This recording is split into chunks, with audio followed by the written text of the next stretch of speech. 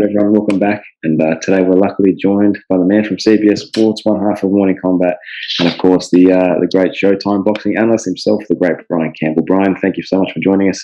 How are you today, my man? I'm doing great because it's like, it's in the afternoon. It's Friday. Ain't got much to do. You guys are the guys waking up before 5 a.m. to interview me. I mean, I should have dressed nicer, I guess. Thank you for having me. All right. No, we appreciate it, man. Brian, something I want to start off with is obviously I'm a fan of Morning Combat. I've watched Morning Combat for years, and something I'd love to know is sort of the origin story between yourself and Luke. You guys have a really great on-screen chemistry, and I've always appreciated the friendship it seems you guys share. So how did that connection with Luke sort of begin? Yeah, it was very accidental in the case that, I covered boxing, he covered MMA. We crossed paths in 2013 at the big Mayweather Canelo fight, introduced each other, but it wasn't, it wasn't bliss after that. We sort of just saw each other at big fights through the year, said, "Hey, what's up?" Not a big deal. You fast forward to 2018, Ariel's gone. Luke takes over the MMA fighting major shows. And, Chuck Mindenhall, my buddy, used to work with him at ESPN, lives near me in Connecticut, goes, "Hey, you ever think about coming down and being on Luke's new show? The old Ariel show?" I'm like, "Yeah, whatever. That's cool. They pay?" "Well, they pay. All right." I mean, they pay much, but they paid, and I don't know. I was at a very interesting time in my career where I'd finally, come to terms with my own mental health, and I was on antidepressants for the first time. And, if in an odd twist, it like freed me to just be free on camera, and maybe to a fault if you're not into my style, and that's fine. But, just be free. That was one of the first times in my career, that opportunity where I said to myself, okay, it's just a, fill in spot on one episode. That sounds cool. I know these guys, they're pretty cool. But I'm like, F it, right? Mm. You just got to say what the F, right? And I'm like, I'm just going to go there and be dialed up. And I don't care if they never ask me back.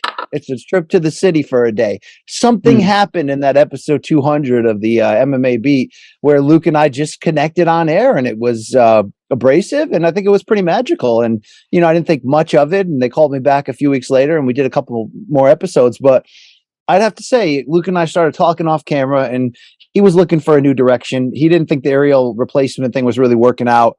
I'd pitched to him the idea of a two-man show at one point. I think here's the irony. I think I pitched him and Brendan Schaub together would be a great two-man show. Yeah. And, Luke will tell you it was his idea, but Luke went to his bosses at Vox there, said, "I want to reimagine this. I got a couple ideas. One of them, this guy, and it's, what do we do? A PTI of MMA and boxing? That's fine. This was going to be just MMA, but wild things happen, and they approved it. And, right before we were going to sign the contracts, I had already been getting work with Showtime, and Luke ran into one of our higher ups at Showtime, I think on a subway in New York City. And the guy was like, "Oh, BC told me I should, look you up one day. You're a good talent." And they had a conversation, and they got coffee. And before you know it, this new show we were hatching up was moving to Showtime. And it was a great opportunity for both of us. I had already been working for them. And, when we kicked this thing off in 2019, it was July. It was right after the big UFC card. Did I expect us to be here where we are right now and for it to have been this magical? Like, absolutely not. It was a cool new idea. You never know when you get a chance if a corporation's going to back you with opportunities and distribution and all that. You just take it. You go, okay, we'll give this a try. Well, it's turned out to be beautiful, and I appreciate you guys being big fans of it. And I think the core of it comes down to that Luke and I could not be more opposite in the very in-your-face ways, and then neither of us, have an issue taking a joke. So I think we've been able to just be like two long-lost, old, washed dads who suddenly realized they were born brothers, at least in front of a microphone. I mean, I don't like to hang out with the guy outside of work too much, he's a nice guy, but I'm trying to, but I would say on camera, I've been blessed and lucky to work with people who right away, you've got something with them, like right away. Love it at first sight. Luke's one of those guys in terms of broadcasting, so I'm very blessed and happy to be here. For sure. So, Brian, something unique about the business and the sport of mixed martial arts is that it evolves so quickly, and I'd argue it evolves quicker than any other sport in the world. And as the sport evolves so quickly, the media, we have to evolve as well. What's been the most significant way that you've had to evolve or adapt how you've covered the sport from your early days to now? Yeah, without question, it's the transition from a writing based focus to, you want to say an on air podcast, digital show, TV focus. But I think even more than that, it goes even deeper than that. Now, look, I'm one of the rare guys that gets this point. I'm still writing. I'm still writing for CBS Sports, still a big part of my contract, and I still enjoy having that outlet. I'm not writing at the volume I used to, but it was early in my career when I transitioned. I had a long career as like an editor at ESPN, a newsroom manager. I mean, I was a newspaper writer. I've done all the crap jobs you can in this great business that we're in. But the idea of looking at what we do as entertainment, I caught on to that very, very early. And I think, I came into this to just write, or if I had to, I would have been an editor. And I tell this to everyone all the time. I had a byline, first ever at ESPN, just 2010, interviewed boxer Mickey Ward. I would have been content at that point in my life at age 32, couple young kids, recently married. I would have been content if that was the greatest thing I ever did in my career. But really, seriously, it's great. It's awesome. Yeah. 100%. But I did get it at that point, even if I didn't have the vision or maybe even the drive at that moment. I did get it that what we're really doing here, whether it's your guys' show, my show, whatever. I mean, we're talking about, not only are we talking about sports, we're talking about combat sports. Now, combat sports in the cage, in the ring, life and death, no question about it. That's maybe why we love it so much, right? There's just like so much more at stake than just like something stupid, right? Or money or whatever. But I got that talking about it is not life and death. And why, and that's around the same time podcasts are really making a move. You're like, I could get my sports news from the highest level on Sports Center or whatever.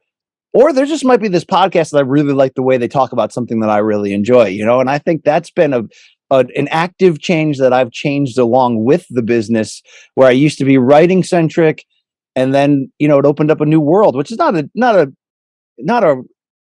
a path that's rare. I mean, a lot of writers, the goal is to transition, become a TV talking head, but I think the breakout at the same time for somebody who was my first job, 1998 at a newspaper.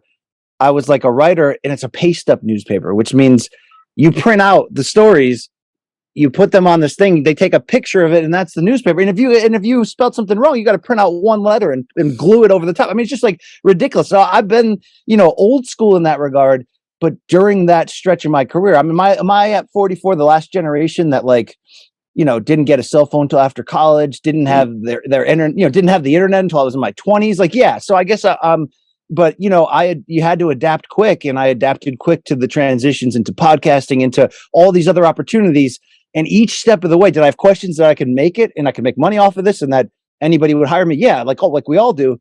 But I think I was quick on my feet enough to see the change coming and realize that we all want to be the ex-fighter or coach who's like indispensable on a broadcaster or whatever.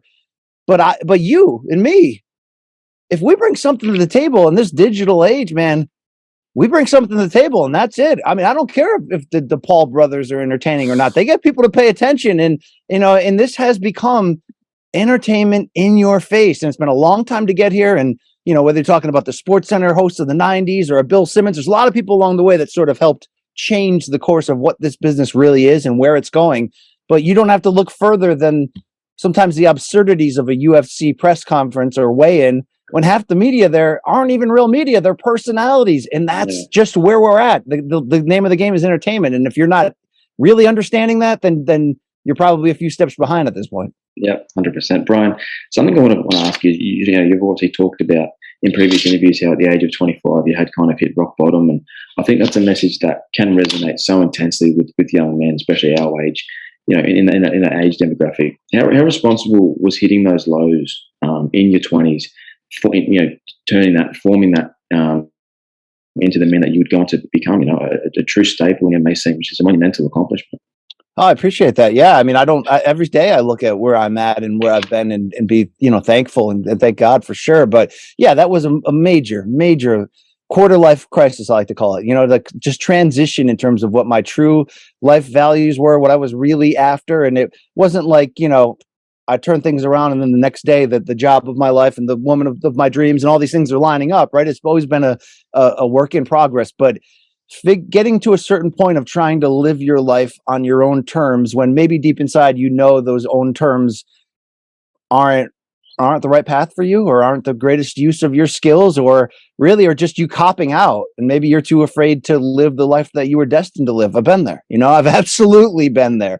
Like we've all had a wayward path in our lives, and it could be fueled by a lot of different things. You could get there through addiction, you can get there through depression and anxiety, and not really understanding the need to get a hold of your own mental health. But I was there, and I come from a hardworking place where not everybody gets out of there, and I could have been just like that, and some of my friends were, but I don't know why I got lucky. I don't know why I found that spark, but I'm glad I have. And if I hadn't, you wouldn't be seeing me today. I'd be listening to great podcasts and enjoying them, hopefully, But I've felt in my life I've always needed not just advice. I've usually needed the firm kick in the pants that life can often give you when you don't heed that advice.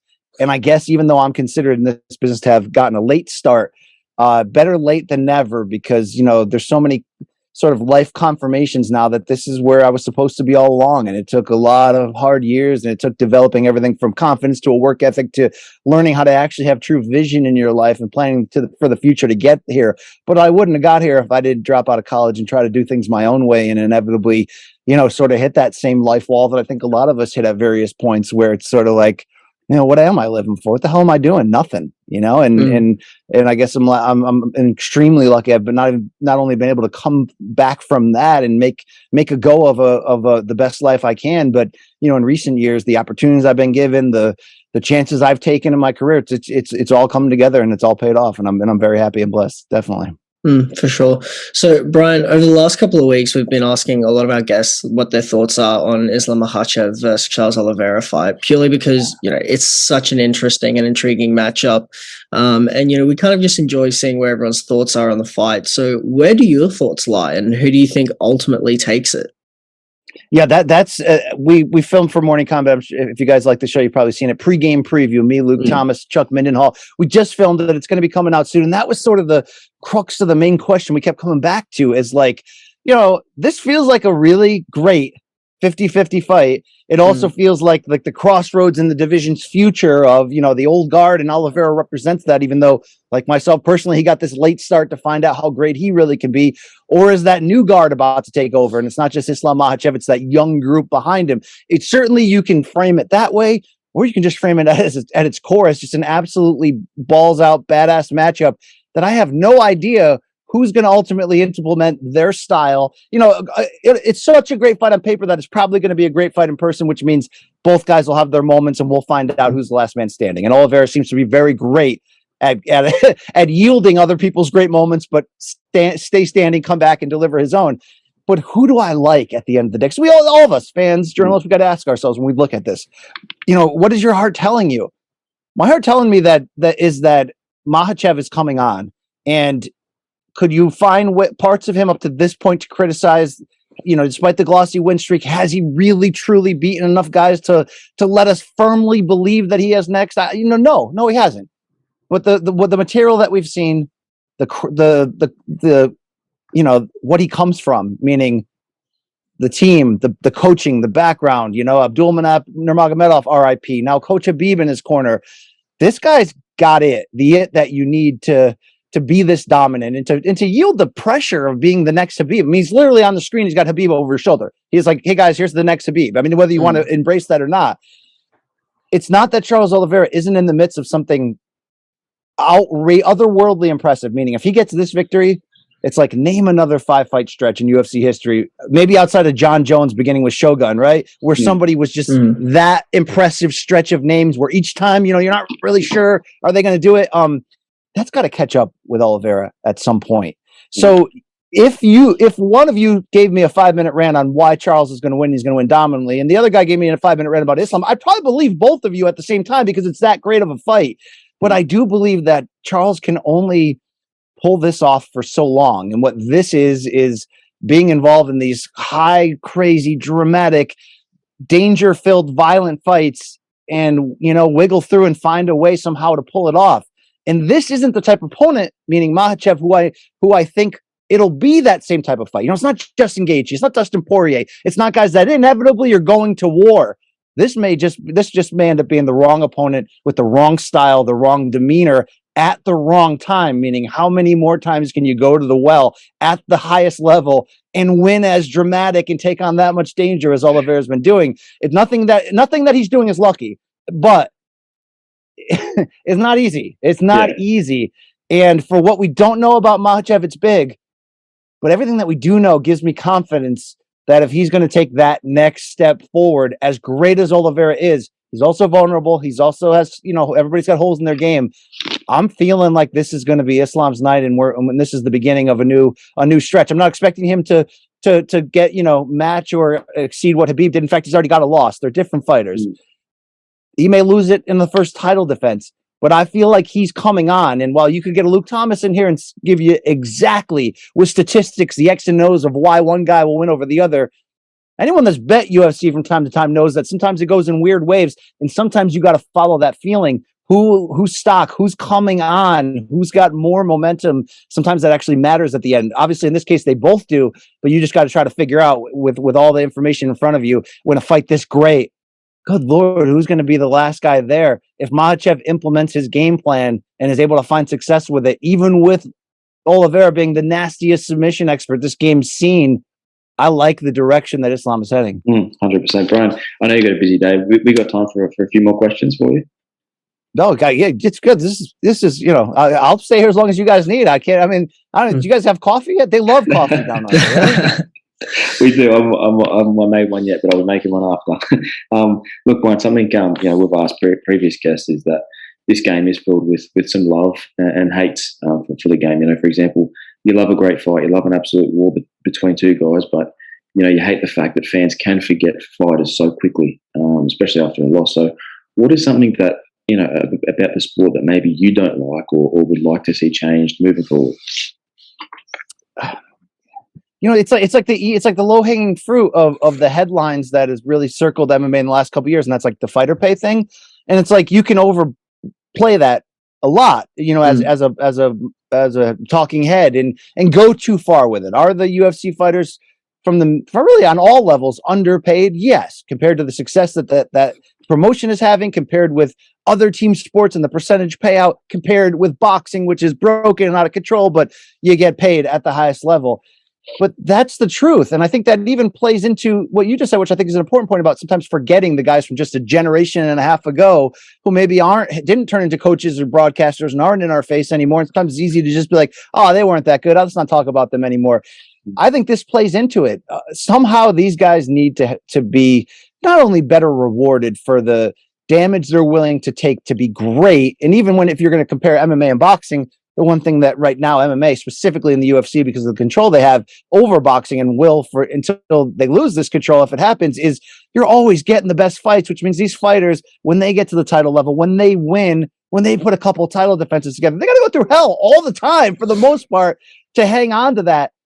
There's got to be a reward that's able to cut through, not just the physical toll they take. Not everybody's great with money. Like there's got to be a long-term system involving benefits. I mean, everything. If anyone deserves it, it is certainly combat sports athletes, but it's certainly today's modern fighters who are allowing the UFC to be at a place where, for us who were covering the sport 10 years ago, and maybe I was more of a editor at that point, but I was in this game covering it 10, 15 years. We never know. We never thought this before the Fox deal. We never knew that. I worked at ESPN for 12 years when they would barely give an eyelash in the direction of MMA. And look at it now. I can't, you asked me a question. It's a great question. I can't go past the fighter pay topic. And I get that fans at a certain level, get to a point where they're like, well, I care, but I also care about the money I pay to get entertained. And that's why I'm doing this. And, the media has a responsibility in this only so much to spread the word. And the fighters obviously have a huge responsibility where if they can, they're the ones that are signing their name. Obviously, it's not easy for one person to just take a stand and not have anybody behind them. But collectively, this era, it feels like a prehistoric era. If you said, what's prehistoric MMA? I'm like, okay, UFC 1 through whatever, right? This still feels prehistoric in that regard. And when you have fighters that we consider nearly elite, meaning imagine a guy who's ranked in the 10 to 15 in the UFC in a tough division, and you're like, I could see this guy fight for a title in 2 years. A lot of those guys can't even afford to put on the training camp that they know they would need to have to be able to try to fulfill their dreams in this very short window of earning potential. That I want to identify that alone right there as a major problem that I hope change. And obviously, UFC, it's not that UFC is doing nothing. They've created the Performance Institute. They're willing to show you hands-on for free. Here's the best way to diet. Here's the best way to train. They've built in some nice safeguards there, but I do think we need to go to the next level, even beyond that. Make them employees. Give them what they actually need and deserve.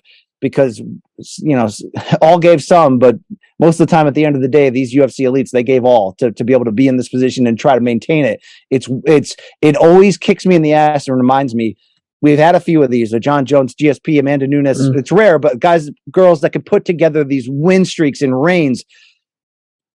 It's nearly impossible in this game. This is the most dangerous sport I could think of, and there's so many ways to lose in this game that you can really appreciate guys who are able to get on top and then stay there. I don't want just the 1% to get paid. I'd like everybody to at the end of the day, even if that sacrifices a little bit of the matchmaking, even if that gives fighters more control. And what can I pair with that?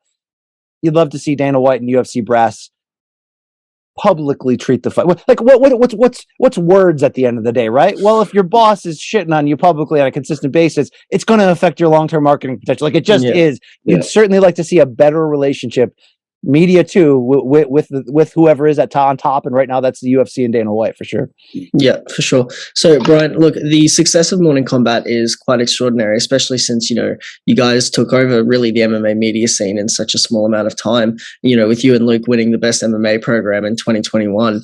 So what do you think in your mind, if you had to tell the donks, what sets Morning Combat apart from other MMA programs? What sort of makes you guys stand out in your mind? All right, well, number one, we're unique, that we're a combat sports show. And I get that so much of our audience is like, bro, can you please break down the UFC prelim card? I don't want to hear about Bellator or boxing or bare knuckle or whatever. I respect it. I get that. But we're a combat sports show uniquely with two major companies in Showtime and CBS Sports behind it. So it's automatically unique in that way. What truly separates us, it's the chemistry between Luke and I. There's no question about that. I have never hid to Luke or anyone else, the fans, even from the beginning. And that's maybe why I've pushed the documentaries we do, the stupid stuff we do so much. That stuff's not more important than the reason why you enter our store, right? Or watch our show. But that's the stuff that truly matters. You can get your MMA breakdowns from anybody, an ex-fighter, a fan off the street. And that fan may be amazing at this point. And that's why you like this era of media where anybody can make it, right? It's great. But I feel like Luke and I have something special when you combine our backgrounds mixed with how we don't take each other seriously.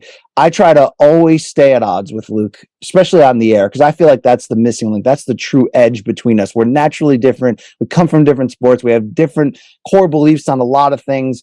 I play the goofy guy much easier in the show to his straight face. Outside the show, he's the more goofier one. I'm the more straight faced, but I'm never afraid to go at him. And I'll be wrong. I'll be wrong on air. It's fine. And I think people are intimidated by him in the past. That chemistry has gotten us to a point to try something like this special of a show. But we needed a couple other things. We needed fans that are insane, and we have those. I don't know how we win these awards. They vote. They vote probably illegally. They probably make 400 fake email addresses each. And if that's what they do, that's great, because that's still currency to me, that they love this show so much. I know we're a good MMA and boxing breakdown preview review show, but there's another show going on within the show at all times. And some of that is real. Like, as you see in the documentary, some of it's fake and staged and fun and goofy too.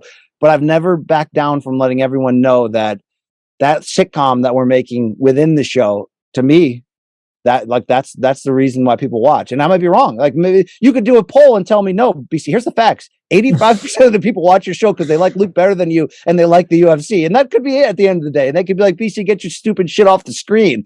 But that type of show, I know I can be in a good one, but that doesn't fulfill me. This is like life, and it's theater, and it's stupid.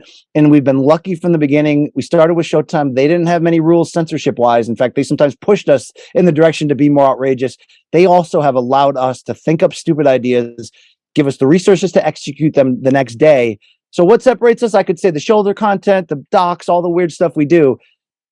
But sometimes two people just have that thing. And I don't know if it's going to be forever. Like Luke and I might get to a point where we either wear each other out, the audience is done with our BS, or we just run out of material. That may happen. Maybe we do this show until we until we're too old. That's also in play. But I'm never going to stop coming at him, and I think that's a special part of what keeps the show on fire. What keeps it alive? Keep that marriage bed hot and heavy. You know what I mean? I don't want to be this guy's friend outside the show. Are you kidding me? Like, come on. I got real friends. And I got a family. I got dogs. I got to get back to. Okay, but if like this is the dream gig. If you guys grew up with me and knew me and knew me in my 20s, like I didn't think a show like this was possible. I always knew I had a destined to be in something this fun. But I didn't think it would be on this level with this type of backing. What we do, it blows me away that we get the opportunity to do what we do. And I mean, wear T-shirts, show up. It's sitting in row 8 at Delta. I mean, just effing around. We got shows where we drink. I mean, this is like, I think every man. And I got a basement office here, and it's like a dorm room, right? Like every man is still like craving, you know what I mean? Like generations before, they'd be like a member of like the Polish club or the Italian club down the road, and they'd spend all their time drinking and playing pool. You know what I mean? A man still needs that. Maybe they get that through Morning Combat, and if so, that's cool. And my wife tells me every day, why don't you hang out with more real friends? All you ever do is texting and DMing your fake internet friends. But I love these internet friends. They're weird as shit, and I love them. And they make up the people that decide that we're entertaining enough to them to tune in, and I love them for it. I appreciate it. Appreciate that, Brian. Well, Brian, while there is you did talk about before about the crossover between boxing and MMA, while there is a crossover between the fan bases, at least, do you think that boxing appreciates and remembers its veterans more fondly than perhaps maybe the MMA side does? Yeah, I think that's true. One, because boxing has been around, longer than pretty much any other active team major sport. Two, because there were times when boxing was king. If you're growing up in the 40s and 50s, you're putting your ear to the radio to hear if Lewis beat Schmeling. If we won the war inside the ring, like it's a different era, a different time. Boxing was a king sport, and it carries with it some of that regalness for sure. But I think also like whoever's on top sets the tone.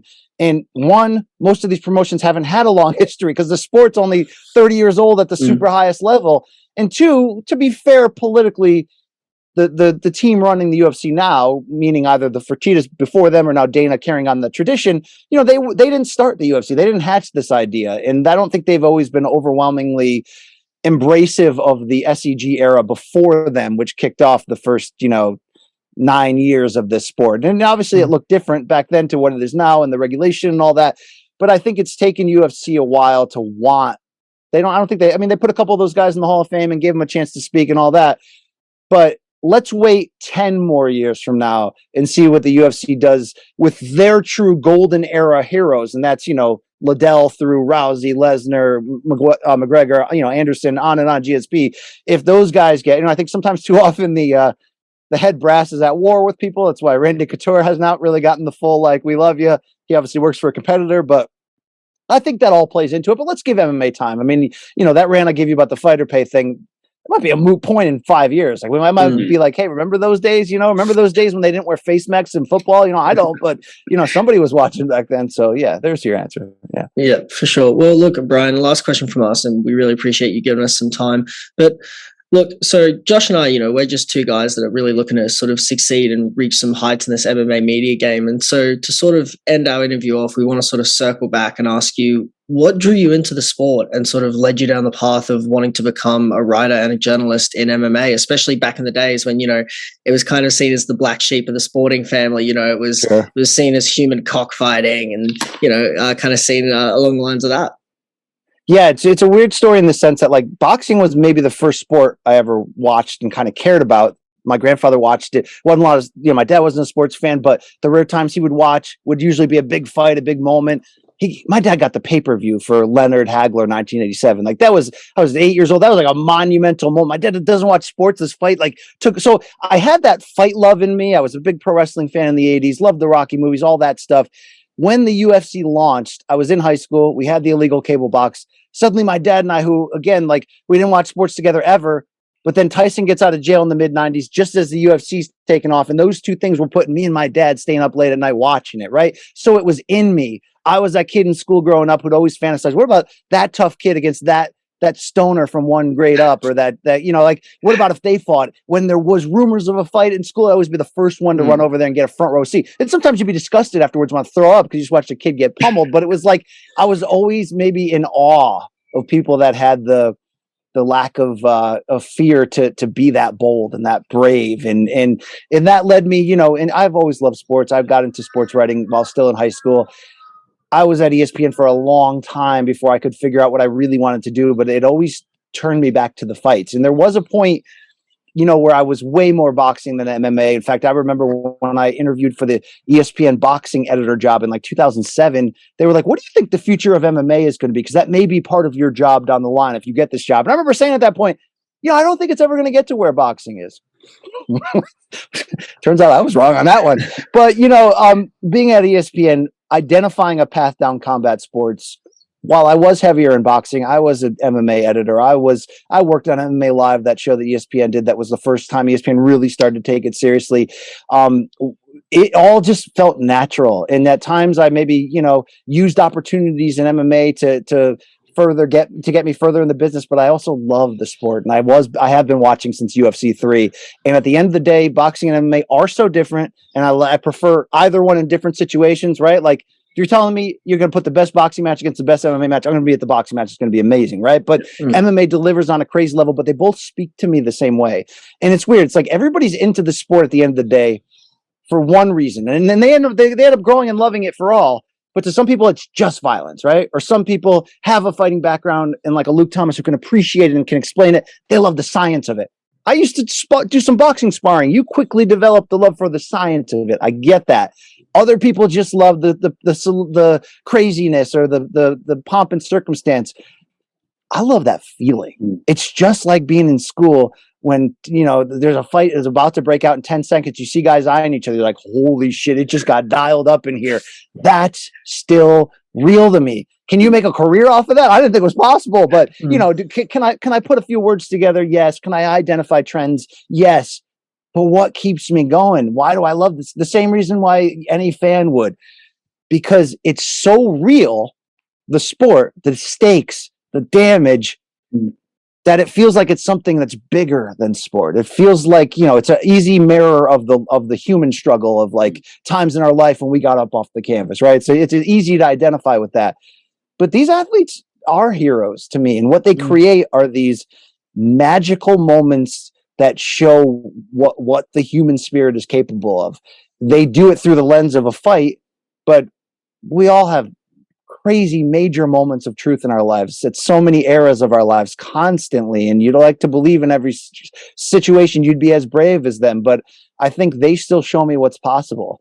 And that inspires the hell out of me. So am I drunk on the drug that is that feeling? Have you ever have you guys ever been to a major boxing or MMA match yet and sat close? Have you? No, not yet. Live. Okay. Let me get, the first one's free in this drug, then you got to pay after that. But here's the point. If you're blessed enough through media or through being a fan and paying the money or through whatever, it's a life-changing experience. It's like, if you're 8 years old and your parents dragged you to a Rolling Stones concert in like 1975 or something, and it's just like, it's this, it's just freaking unreal. And we're all experiencing this together. You know what I mean? You hope the guy next to you isn't higher than you. You hope you're the one who's peaking. But the whole point is it's just this community event of life through violence. And it's art flipped upside down, but it's beautiful at the end of the day. It's hard to really understand that unless you love this, but I love this game. And I know I can't fight. I know I can't do a lot of things. But I know that my joy and passion for this sport, other people feel that same way. So maybe that's how they connect with me through the camera, and maybe that's how I'm employed right now. But let's keep it going, okay? Because there's probably another fight around the corner that we can't freaking wait to see, and I'll be right along there with you guys. For sure. Well, look, Brian, thanks very much for joining us today, man. We really appreciate you giving us some time. I know for Josh and myself, it's a real pleasure to get to talk to someone like you who's been in the MMA media game for so long and is really still making waves at this point in their career. So look, Brian, all the best of luck, man, and we'd love to talk to you again in future. Oh, I appreciate you guys for getting up this early. It shows me that you guys are hungry to enjoy this profession and go after your own goals and dreams, and I can appreciate that. Thank you guys for taking the time for me, really, seriously. Thank you, Brian. Thanks very much, man.